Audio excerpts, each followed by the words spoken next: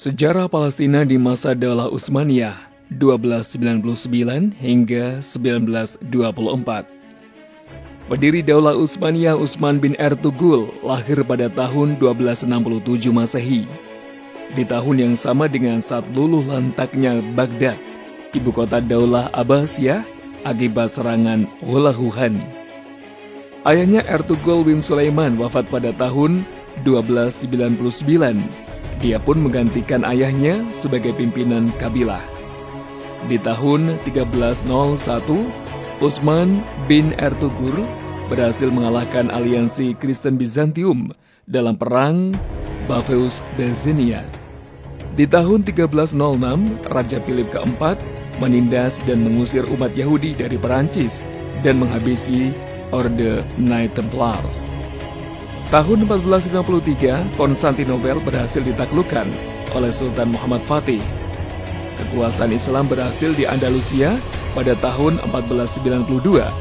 Umat Muslim dan Yahudi dipaksa untuk masuk Kristen. Hingga pada akhirnya mereka diusir dan pergi meninggalkan negeri Andalusia. Migrasi besar-besaran pun terjadi.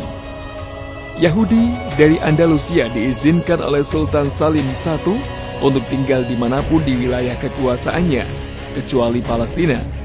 Sultan Salim I mengendus pergerakan yang begitu masif ke tanah Palestina. Sang Sultan merasa mereka berusaha untuk merebut kembali Palestina. Di masa pemerintahan Sultan Sulaiman Al-Qanuni, gelombang pengungsi dari Andalusia masih terus mengalir. Sultan Sulaiman Al-Qanuni tetap melanjutkan kebijakan pendahulunya, memperbolehkan Yahudi untuk tinggal dimanapun kecuali Palestina. Di tahun 1665, di masa pemerintahan Sultan Muhammad keempat, muncul gerakan yang dilakukan oleh umat Yahudi. Mereka menuntut agar mereka dikembalikan ke tanah Palestina. Gerakan ini berhasil ditumpas. Mereka kemudian membentuk organisasi baru bernama Donmeh. Pimpinannya bernama Sabbatai Zevi. Mereka adalah Yahudi yang secara terang-terangan mengaku masuk Islam, namun diam-diam masih menjalankan praktek ibadah Yahudi. Yahudi Donmeh ini berhasil menduduki banyak posisi yang strategis di pemerintahan dan kelak berperan besar dalam menghancurkan Daulah Utsmaniyah. Revolusi Perancis terjadi pada tahun 1789 hingga 1799. Revolusi ini berhasil menumbangkan sistem kerajaan dan menggantinya menjadi sistem republik. Para pemimpin revolusi membuat undang-undang yang memberikan angin segar bagi umat Yahudi. Sebelumnya umat Kristen Eropa sangat membenci mereka karena dianggap sebagai pembunuh Yesus Kristus. Undang-undang yang dibuat memberikan hak yang setara bagi umat Yahudi. Mereka diberikan kewarganegaraan penuh. Permusuhan hebat antara Kristen dan Yahudi yang sudah lama terjadi berangsur-angsur memudar. Sejak saat itu umat Yahudi mulai mengisi posisi strategis sebagai politikus, ekonom, hingga menguasai media massa. Pada tahun 1798, pemimpin Perancis Napoleon Bonaparte berhasil menduduki Mesir. Di tahun selanjutnya, 1799, dia juga bernafsu untuk menguasai Palestina. Dia meminta bantuan umat Yahudi yang tinggal di Palestina, dan mereka dijanjikan akan diberikan tanah Palestina untuk mereka. Jumlah umat Yahudi saat itu tidak lebih dari 3.000 jiwa saja. Pasukan Napoleon ini berhasil dikalahkan. Mereka pun mundur ke Mesir. Di Mesir, Napoleon juga berhasil dikalahkan oleh aksi perlawanan yang digalang oleh imam-imam Al-Azhar. Perancis pun angkat kaki dari Mesir. Pada tahun 1834, Inggris menekan Daulah Utsmaniyah agar bisa mendirikan konsulat mereka di Al-Quds. Inggris juga menuntut Daulah Utsmaniyah untuk mengizinkan imigrasi Yahudi ke tanah Palestina. Di Eropa, Yahudi sudah berhasil menguasai posisi-posisi strategis dan telah bersiap merealisasikan rencana produk mereka. Tahun 1876, kekuasaan Daulah Utsmaniyah dipegang oleh Sultan Abdul Hamid II. Kondisi Daulah Utsmaniyah saat itu sedang rapuh dan mendapat julukan The Sick Man of Europe akibat krisis ekonomi dan kalah perang di mana-mana. Sang Sultan kembali melibatkan orang Arab dalam pemerintahannya. Mereka sebelumnya dipinggirkan dan tidak dilibatkan sama sekali. Sultan Abdul Hamid II juga menyingkirkan para pejabat yang terpengaruh pemikirannya dengan pemikiran sekuler barat. Sultan kembali menggalakkan pengajaran fikih, tafsir, akhlak, dan sejarah di sekolah-sekolah. Di tahun 1881, Rusia saat itu terjadi gerakan anti-Yahudi yang begitu masif. Mereka dituduh sebagai otak di balik pembunuhan Kaisar Alexander II. Mereka dipersekusi dan dipaksa untuk pergi meninggalkan Rusia. Di antara mereka ada yang mengungsi ke wilayah Daulah Utsmaniyah. Sultan Abdul Hamid II mengizinkan mereka menyelamatkan diri dan tinggal di wilayahnya, kecuali satu tempat, yakni Palestina. Namun diam-diam, 55.000 di antara mereka berhasil menyusup ke Palestina. Dibantu Inggris dan Prancis, mereka mulai membuat strategi licik guna menguasai Palestina. Salah satu sponsor utama imigrasi masif ke Palestina adalah seorang miliuner dan bankir Yahudi asal Perancis, Edmond James de Rothschild. Di Palestina dia menggelontorkan dana sebesar 14 juta franc Perancis untuk membangun pemukiman Yahudi di sana. Kata Zionisme muncul pertama kali pada tahun 1885 di dalam buku yang ditulis oleh Nathan Birnbaum, pemikir Yahudi asal Austria. Kata tersebut diambil dari Zion, nama lain kota Yerusalem, yang tertulis di dalam kitab Perjanjian Lama. Zionisme adalah gerakan yang bertujuan untuk mendirikan tanah air Yahudi di atas tanah Palestina. Tidak semua Yahudi menyetujui pemikiran Zionisme ini, terutama Yahudi yang sudah sejak lama turun-temurun tinggal di wilayah Utsmaniyah. Hanya Yahudi asal Eropa yang banyak menyetujui gagasan tersebut. Pergerakan Yahudi yang semakin berani di Palestina membuat Sultan Abdul Hamid II memutuskan untuk mengawasi Palestina secara langsung untuk meninggalkan Palestina. Namun negara-negara Eropa memintanya untuk tetap mengizinkan mereka tinggal di sana.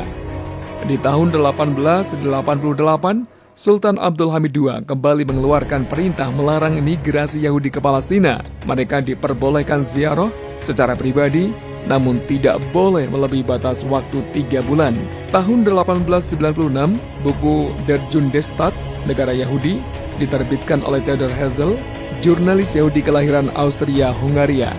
Di buku tersebut, Herzl mencita-citakan sebuah negara masa depan yang independen untuk bangsa Yahudi di abad ke-20. Kawan sepemikirannya, Max Nordau, fisikawan Yahudi asal Prancis, lalu mengirimkan 2 rabi atau pemuka agama Yahudi ke Palestina. Mereka dikirim untuk meneliti bagaimana prospek Palestina sebagai negara masa depan untuk bangsa Yahudi. Hasil laporan 2 rabi Yahudi tersebut adalah, sang pengantin atau tanah Palestina sangatlah cantik, tapi sayang dia telah menikah dengan laki-laki lain atau penduduk Palestina. Di tahun 1897, Herzl melaksanakan Kongres Zionis pertama di Basel, Swiss. Kongres tersebut mengadopsi rencana pendirian negara Yahudi di atas tanah Palestina. Mereka juga mempertimbangkan Argentina sebagai opsi kedua bila tidak berhasil di Palestina. Mereka sampai membuat opsi kedua ini karena melihat keteguhan dan ketulusan sang sultan untuk menjaga dan mempertahankan Palestina. Di tahun yang sama pecah perang antara Daulah Utsmaniyah dengan kerajaan Yunani. Akibat perang ini, Daulah Utsmaniyah mengalami krisis ekonomi. Herzl tak tinggal diam. Dia kumpulkan uang dari para donatur Yahudi. Lewat duta besar Utsmaniyah di Wina, dia menawarkan bantuan besar-besaran untuk mengatasi krisis ekonomi Utsmaniyah. Dengan satu syarat, mengizinkan Yahudi bermigrasi ke Palestina. Sultan Abdul Hamid II dengan tegas menolak tawaran tersebut. Dengan dukungan internasional yang mereka miliki, mereka semakin bersemangat untuk menghancurkan dan meruntuhkan Daulah Utsmaniyah. Di tahun 1898, lewat lobi para politisi Yahudi, Inggris menekan Utsmaniyah guna menghapus peraturan terkait pelarangan migrasi Yahudi Palestina.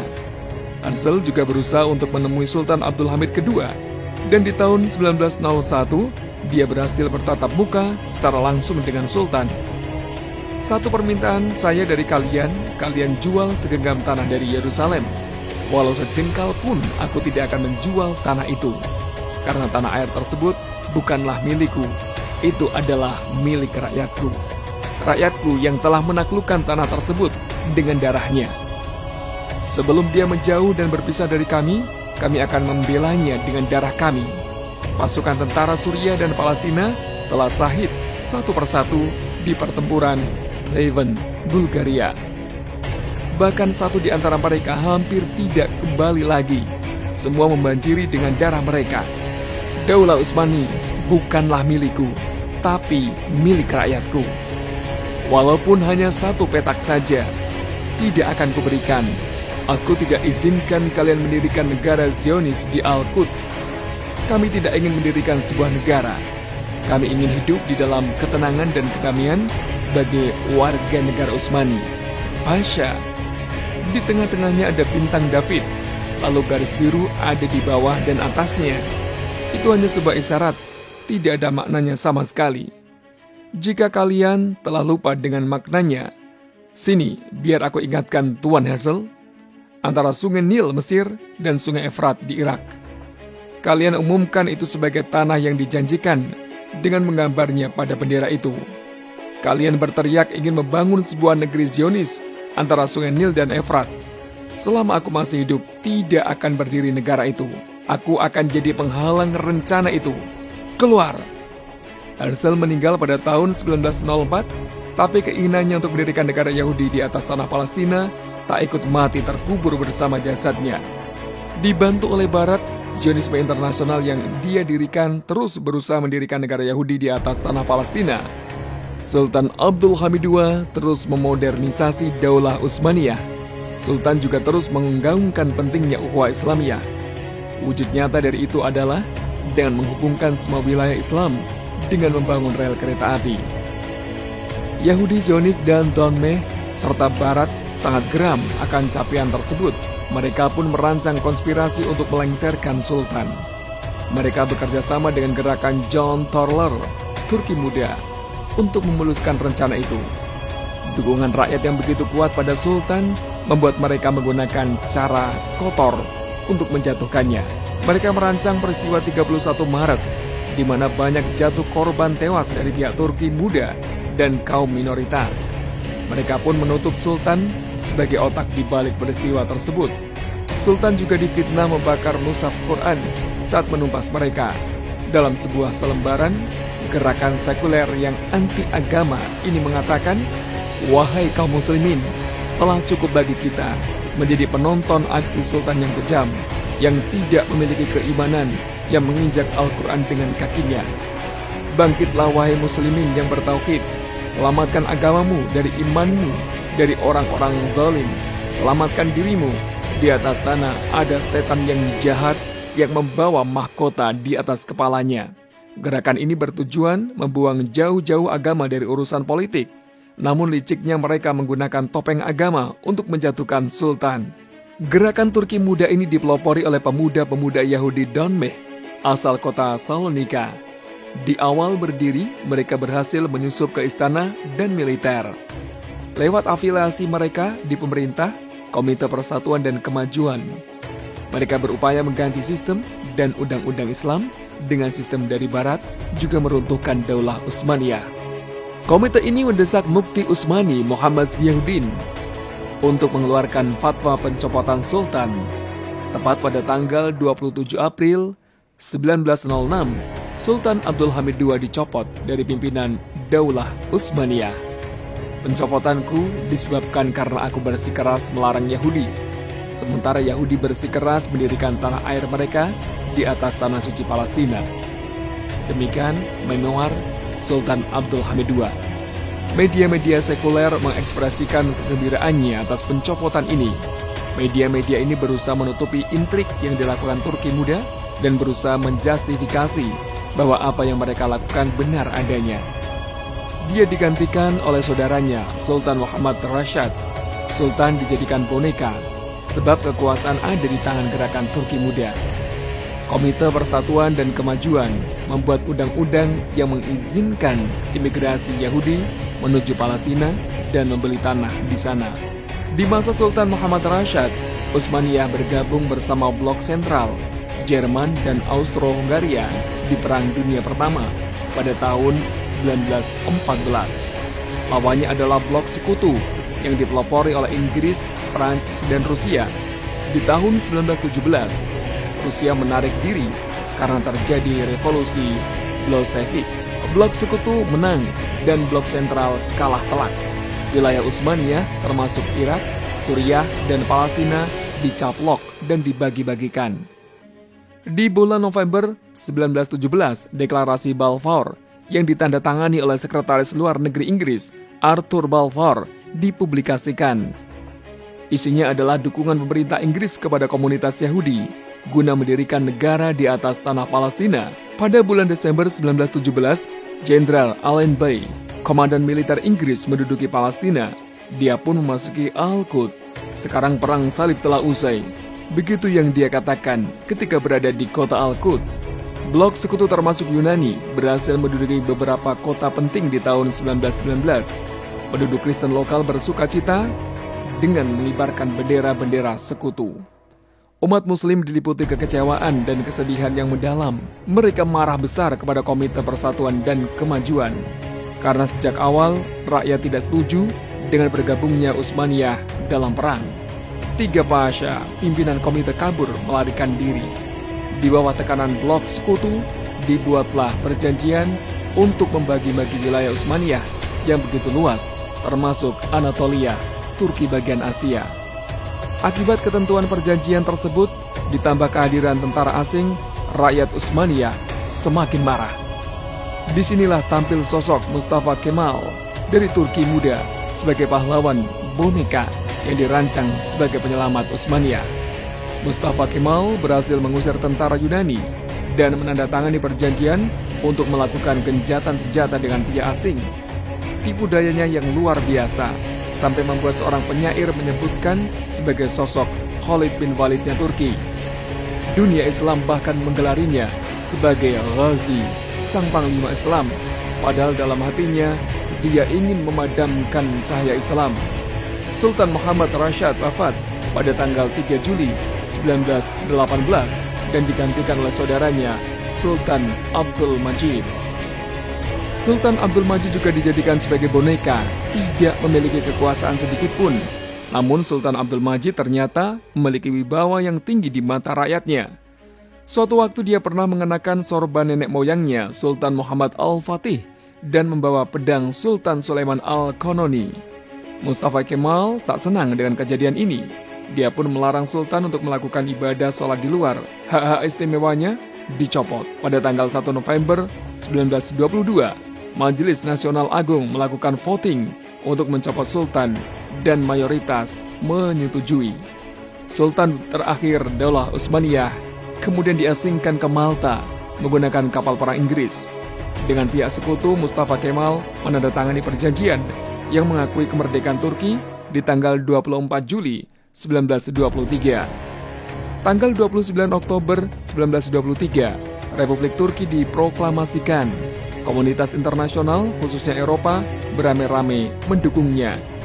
Tanggal 3 Maret 1924 menjadi hari yang kelam dalam sejarah peradaban Islam. Daulah Utsmaniyah secara resmi dihapuskan selamanya, disusul dengan penghapusan Undang-Undang Islam, penanggalan Hijriyah diganti dengan Masehi. Jumat sebagai hari libur resmi diganti menjadi hari Ahad. Bagian khas Eropa diperkenalkan dan disebarluaskan. Kementerian Wakaf dan Fakultas Syariah di Universitas Istanbul pun ditutup. Aksara Jawa diganti menjadi aksara Turki yang diadopsi dari huruf Latin. Pengajaran bahasa Arab ditiadakan. Azan diganti dengan bahasa Turki.